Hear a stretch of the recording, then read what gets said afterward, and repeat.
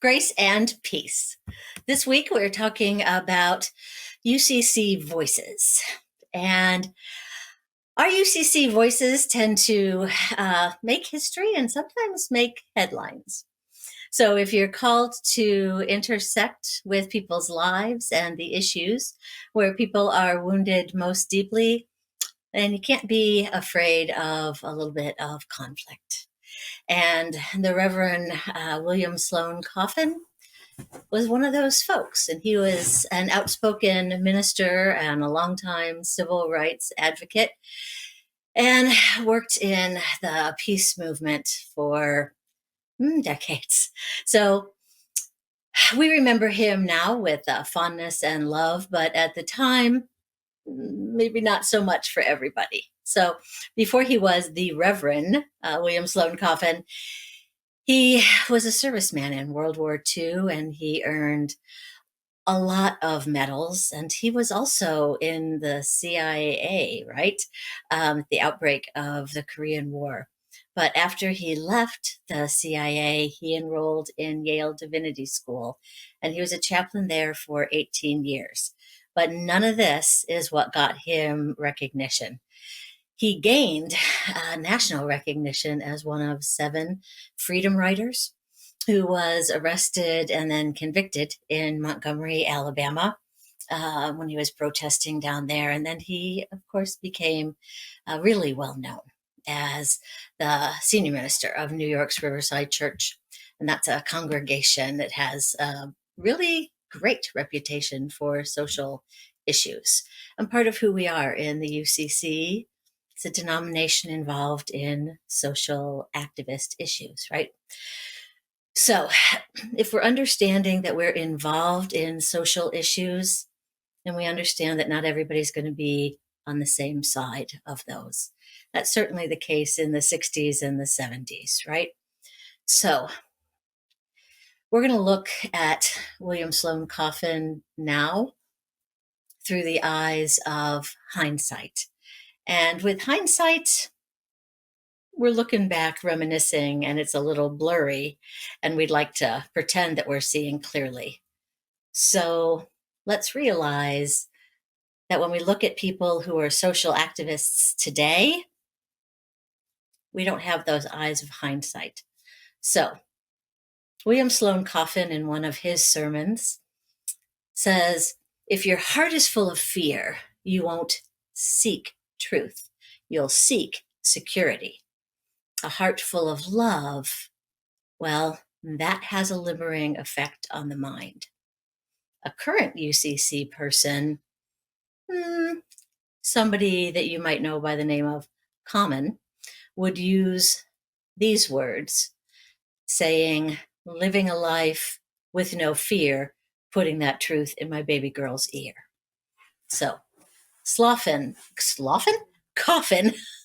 was preaching a sermon, and that sermon was questioning really who tells us who we are, from where do we get our identity.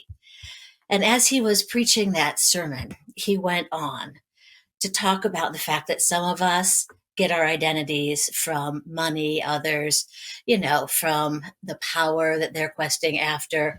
Others need an enemy to tell us our identity because we set ourselves against our enemy. And he's talking about anti-communists had their identity against the Berlin Wall, and they totally lost their identity in 1989, right? But he says that if we refer to something like Isaiah 43:1, right? And the Lord says, I created you, O Jacob. I'm the one who formed you, so fear not. I've redeemed you, right? I'm the one who formed you. Then if you take your identity here, it means that you don't ever have to prove yourself. God's love doesn't seek value, it creates it. Because we have value simply because we're loved. And that's something that the UCC is very clear about. We have value just because we are, and we don't ever have to prove that. It's just taken care of. But what we do have to do is express ourselves. We are called to express ourselves. and to stand up against something like evil or something that's wrong in today's world. That would be a challenge that both of these people in the UCC would say. And Sloane Coffin, in the sermon that he was delivering, said that the world is full of gentle cowards who think that their gentleness offsets their cowardice, but it doesn't. You see, compassion frequently requires confrontation. In every civil rights movement, it always has. So we have to remember that money or power or these things, they don't tell us who we are, and our sin shouldn't tell us who we are either. God has taken care of our identity. We just have to express ourselves and our identity, and it's difficult to do that, but it's a lot more difficult than just living in complacency. And that's dull. Living in the pain and fighting for something that's worthwhile. This is when we know we're really and truly alive. That's why the benediction I almost always use comes from William Sloane Coffin, who said, quoting from Numbers, of course, "May the Lord bless you and keep you. May his face shine upon you and be gracious unto you."